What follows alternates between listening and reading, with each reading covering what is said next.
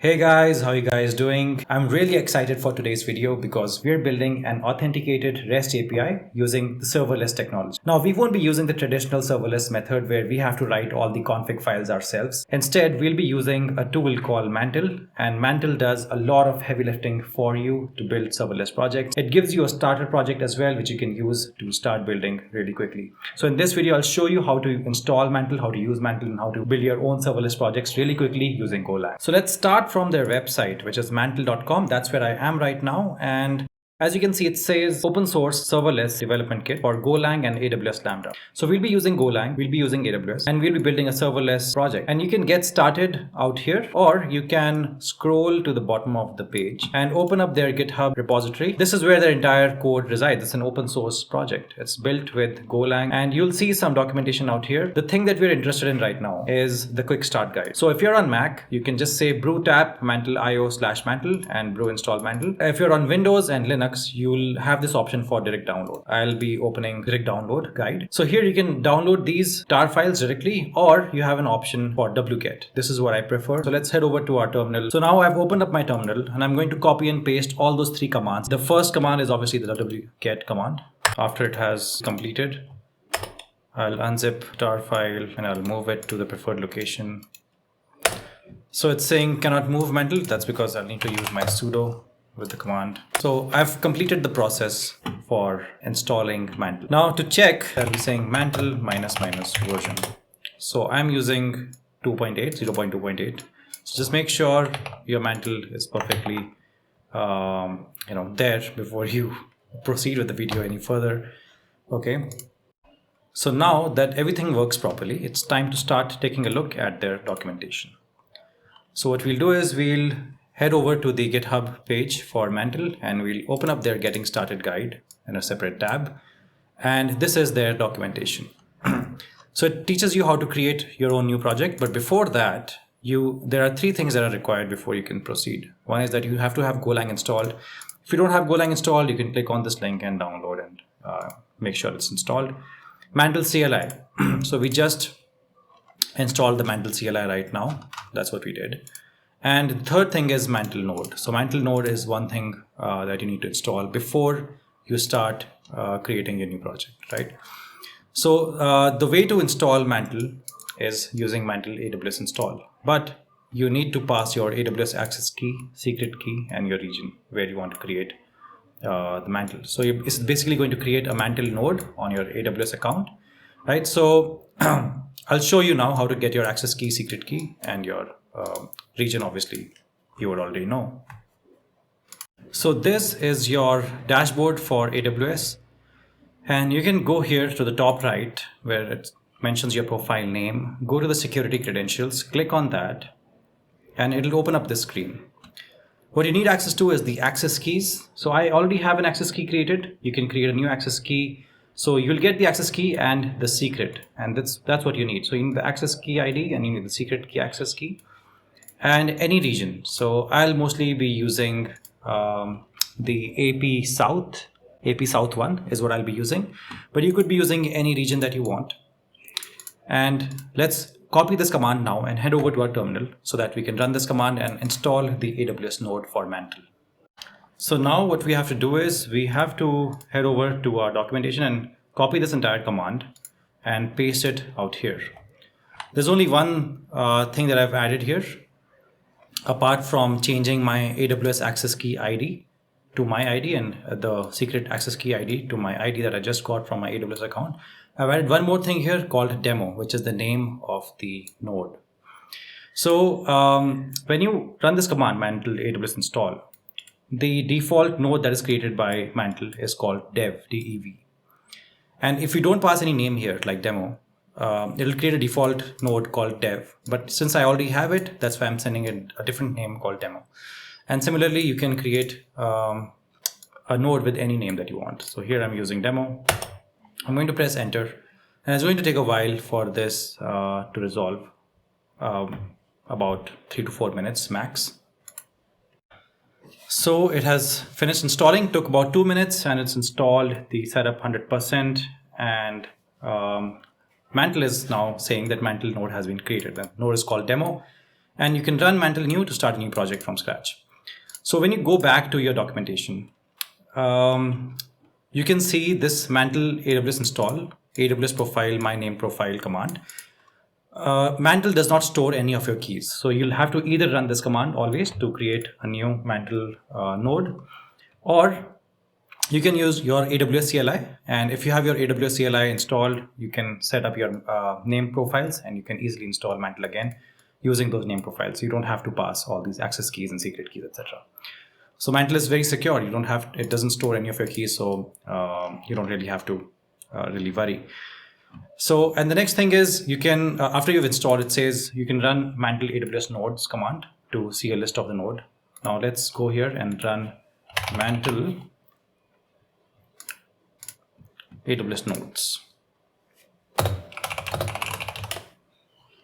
And you can see that I have two nodes. I have the dev node and I have the demo node. Demo node that I just created with you guys, and dev is the default node. So if you run the mantle AWS install without giving any name, it'll give you the dev node.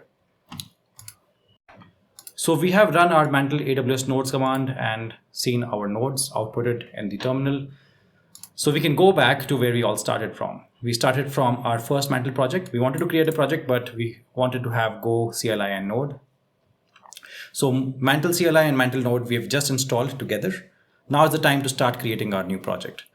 So the way the new project is started is you write mantle new and the name of the project. So you can head over to any folder that you prefer in your computer, doesn't matter.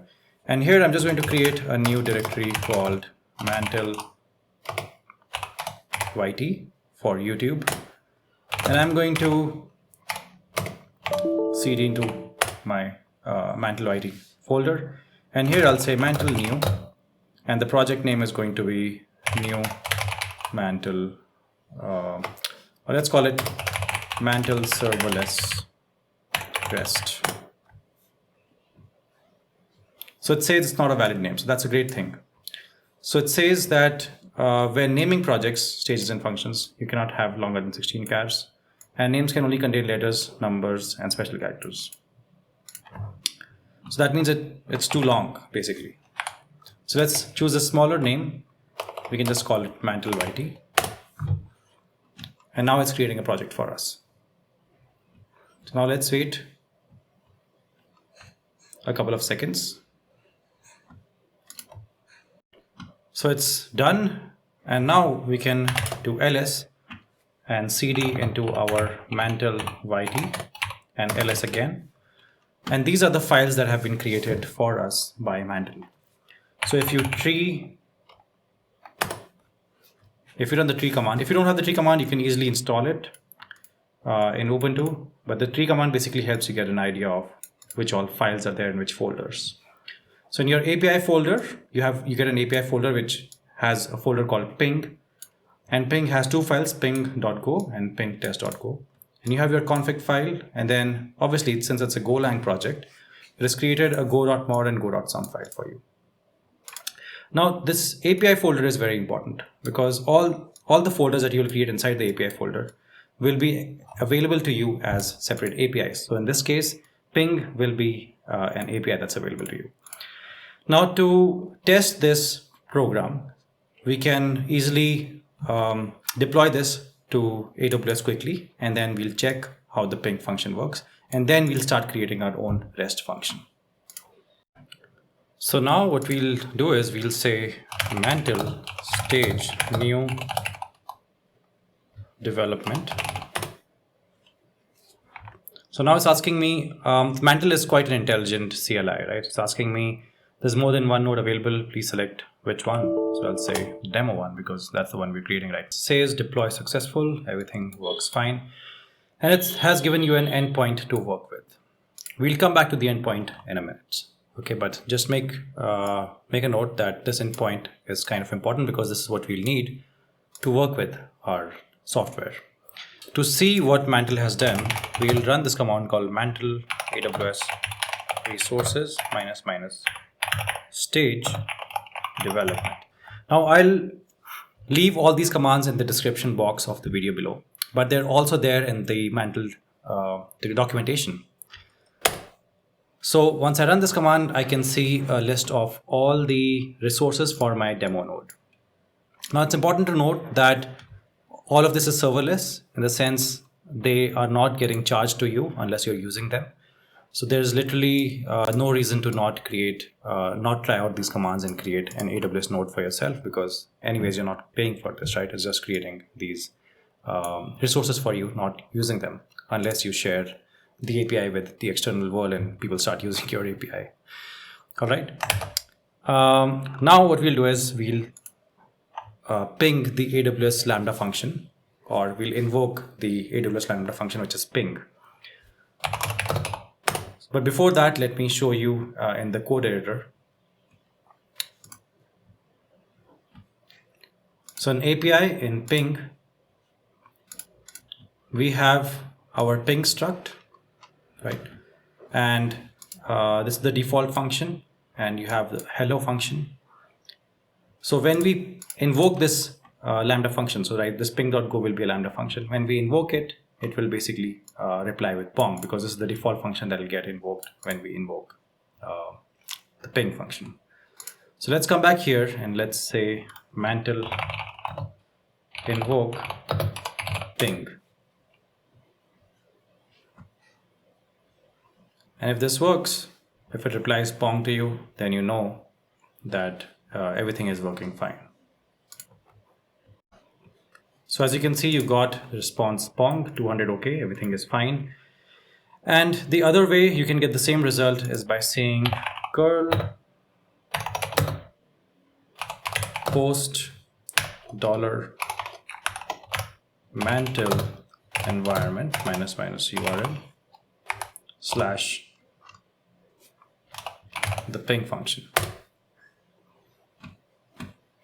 So we're basically calling this API using the post method, right? Which basically what invoke does as well. Soon we'll get a pong, and then we'll know that everything is working fine again. So here you can see a small pong out here, which basically is the response to my invoking the ping function. Now,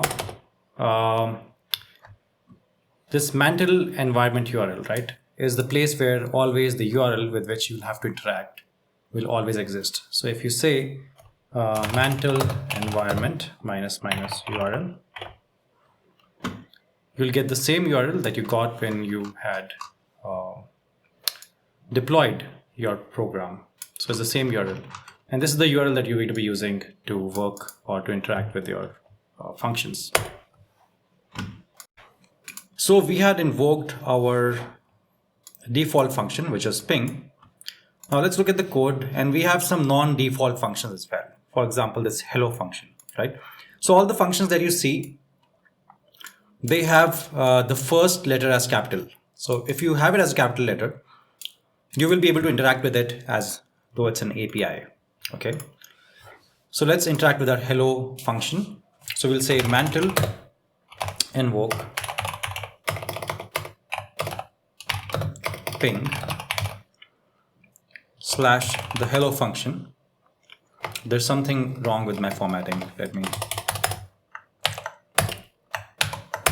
go to the next line. Okay, so here we'll say mantle invoke ping / the hello function, and we'll send it some data saying world.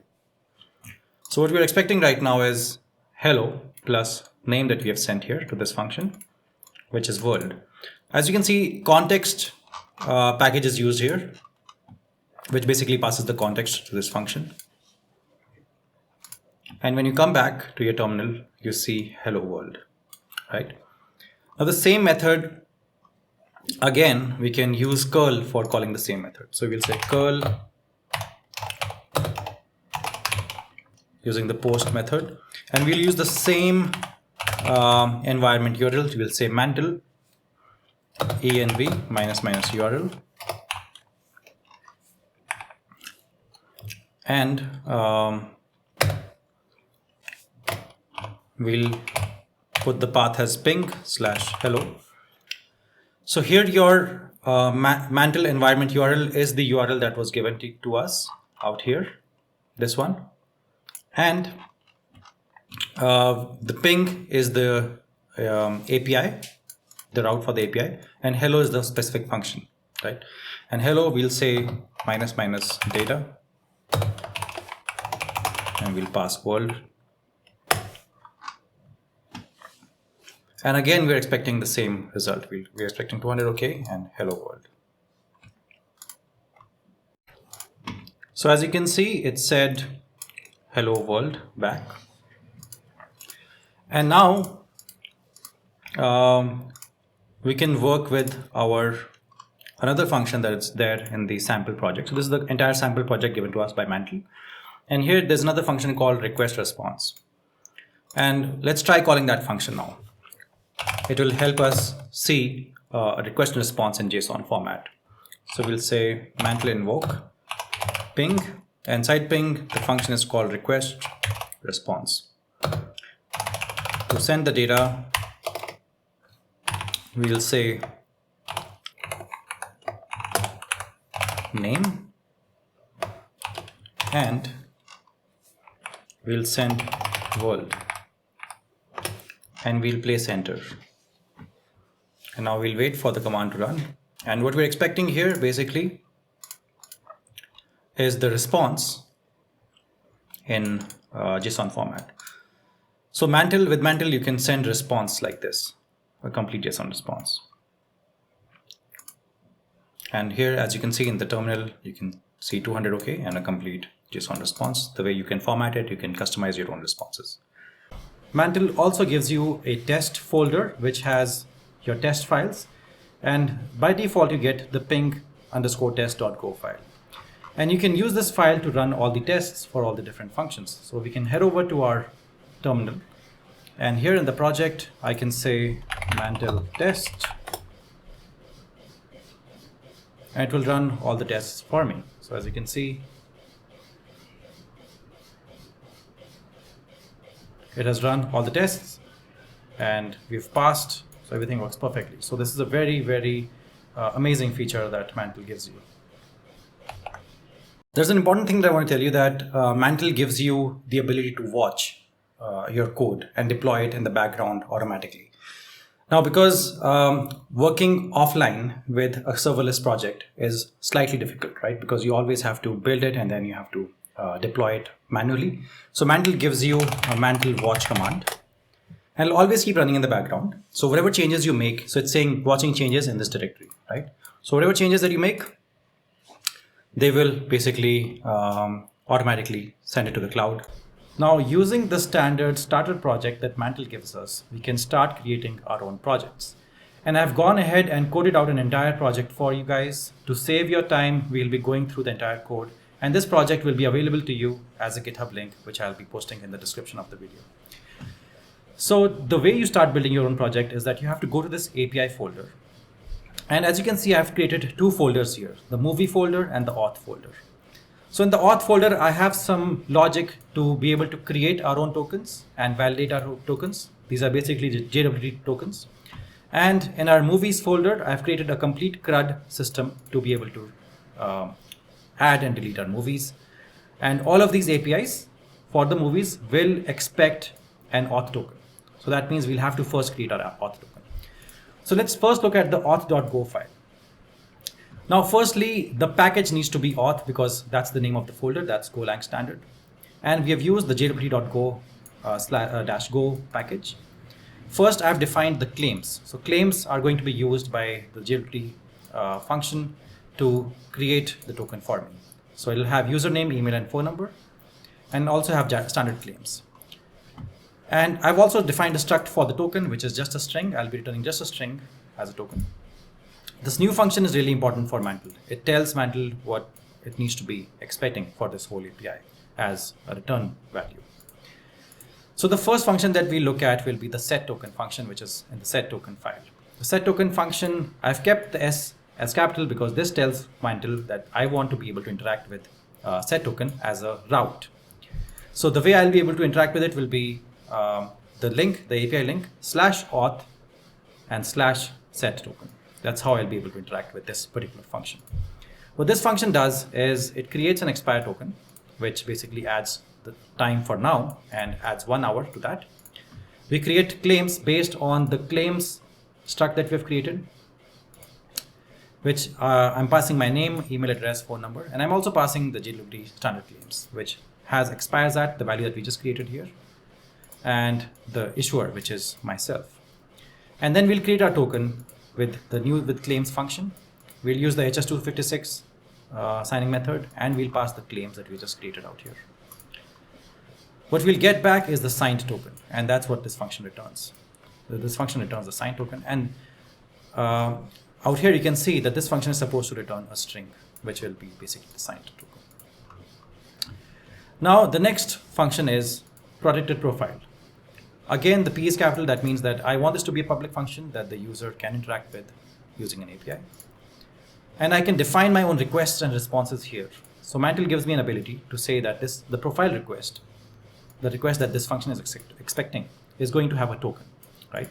So I'll basically be visiting this API or hitting this API, and then I'll be passing a token, and the token basically will be validated in the validate function, and we'll talk about that as well. So the validate function basically receives the request .token, which is part of the profile request.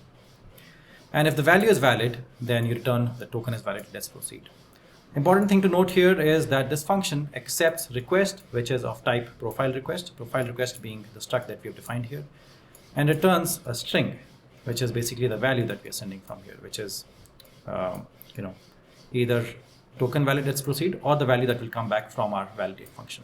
Now let's take a look at the validate function. The validate function again is a capital V public function. It accepts a token, which is string, and it returns a string. The validate function is responsible for parsing the token that we are passing, right, with the claims.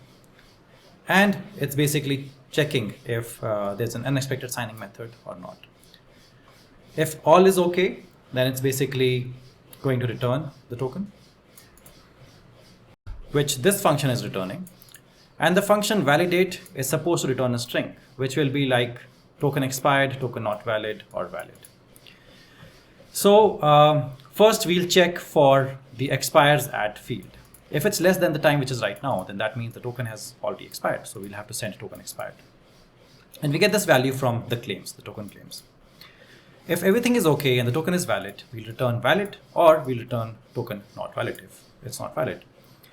Now going back to our protected profile, we can see that the validate function, which receives the token, returns a value. And we check if the value is valid because our validate function sends either valid or something else. So only if it's valid, it'll say token is valid, let's proceed, or it'll just return the value that it's received from the validate function. And the values could be like token expired, token not valid, etc. Now let's take a look at our movie folder.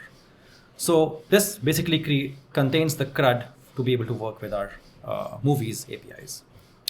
So we have created a struct called movie, which is of type KV. It has a key value database.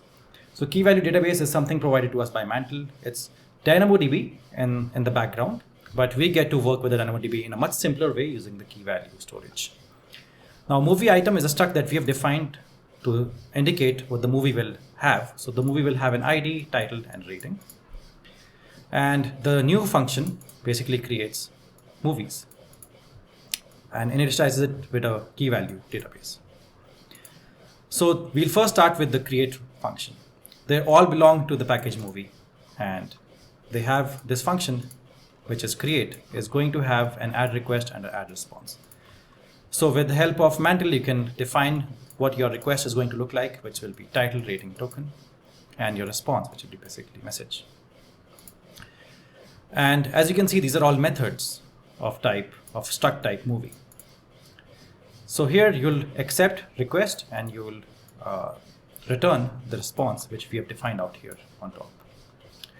So the first thing that happens here is that we use the auth package, which we have imported out here, the auth package, and call the validate function and pass the request.token here.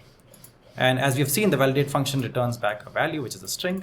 It could be either valid. If it's valid, then we'll start this whole process of creating a new ID using the UUID package. And then we'll use the put method given to us by Mantle with the key value storage to create the new movie item with these values, ID, and which has been just created with the UUID package, and the title and rating that we'll be receiving in the request. As you can see in the request, we have title and rating. And in the response, we'll say data added. But if the value is not valid, we would just say the token is invalid, and that is it. With the get file, we'll have the get function, which will again receive the request as an argument and return a response. So the request basically will have the token, and the response will have movies or an error message. It's basically going to return a slice of movie items being the struct that we have defined out here. So the first thing to happen here is that we call the validate function from the auth package by sending our request.token, and we get back a value from the validate function. We initialize our movies variable, which will be a slice of type movie items, and we'll check for validity. If it's valid, then we'll find all the movies from our key value storage, and if there's an error while performing this operation, we'll send that it's not okay, something has gone wrong. And if everything has gone fine, then we'll return the movies and we'll send nothing for the error. And if there's an error, obviously if the token is invalid out here, right, for this condition, we'll send nil for the movies and we'll say token invalid for the error message. Now delete and update commands are also very similar. So you have delete, which is again expecting a request and going to send a destroy response. The request will have an ID and the token, and for response you'll have the message. Again, we'll check for the validity of the token. If it's valid, we'll delete using the key value. So as you can see, deleting and updating and any of these operations with the key value storage are very, very simple. You just have to pass the ID. And then you send a response saying the data has been deleted, or you say token is invalid in case if it is not valid. And we'll go through the update function where we have a save request, which will have the movie item and the token, or a save response, which will have a message. So out here, you'll have, again, validate function to check the value. And if everything is valid, then you will use the movie's ID sent in the request and the new movie's data, and you will replace it with that. And you'll say data saved. Otherwise, you'll say token invalid if the value was invalid. So this is our complete project, which will have auth and or an ability to create tokens and ability to validate tokens, and also complete CRUD for movies. So now let's go ahead and test our APIs in Postman. We'll say Mantle deploy. It'll deploy the program for us. So now we can see that the deploy has been successful. So now we can see Mantle environment minus URL.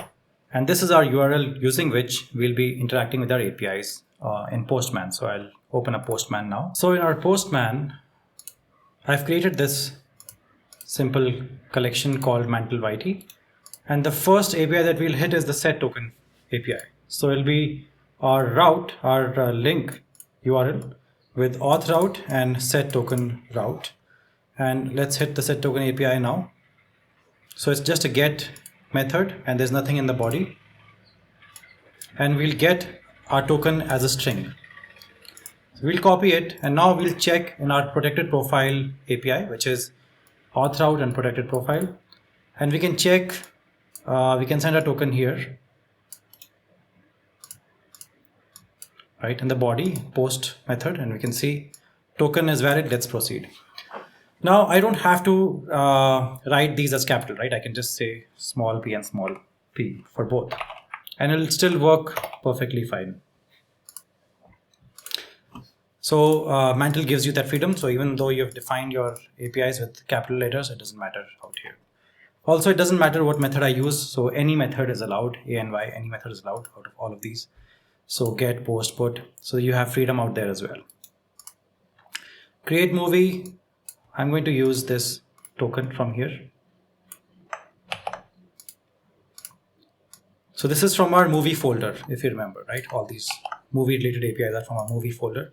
That's why instead of auth, we have movie out here, and then we have the create method. In my body, I'm sending the title for the movie and rating. And it says data has been added. Now in the get movies command, similarly, I'll paste the same token and I'll get my movie, which is Schindler's List, and I can have multiple movies like that. For update movie, I have to pass the movie data and I have to pass the token.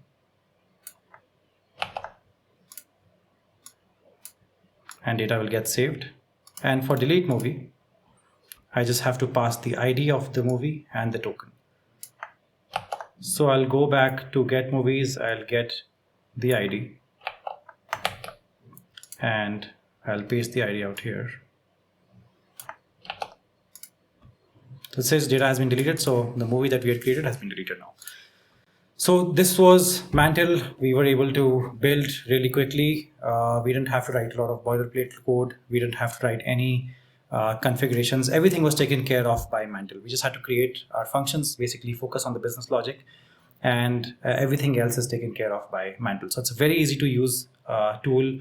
It's amazing if you're a Golang developer and if you like using AWS and if you want to be in serverless, this is the ultimate solution out there on the market right now. So feel free to play along with it, feel free to build some projects with it. And they also have a lot of examples in their documentation repository, in GitHub repository. There are many examples as well. You can download any examples and start working with them. This code will be available to you in the description box below. So you can clone it and then run it on your own and make some edit. You can edit it as well and use it for your own projects. Thanks a lot for watching, and I'll see you in the next video. So now that we're done with the project, we can uninstall the Mantle node on our AWS account so that we can get back to the initial state. To do that, let's first check out the list of nodes that we have. So we have dev and demo, 2 nodes. Now we want to uninstall the dev node from our AWS account. Now what we can do is we can give the Mantle AWS uninstall command, and we can write the name of the node, which is dev. But apart from this, I'll also have to pass the access key, the secret key, and the region. So what I'll do is I'll copy and paste my access key, secret key, and my region. I'll press enter. So as we can see, the Mantle node dev has been destroyed. And this is what we wanted.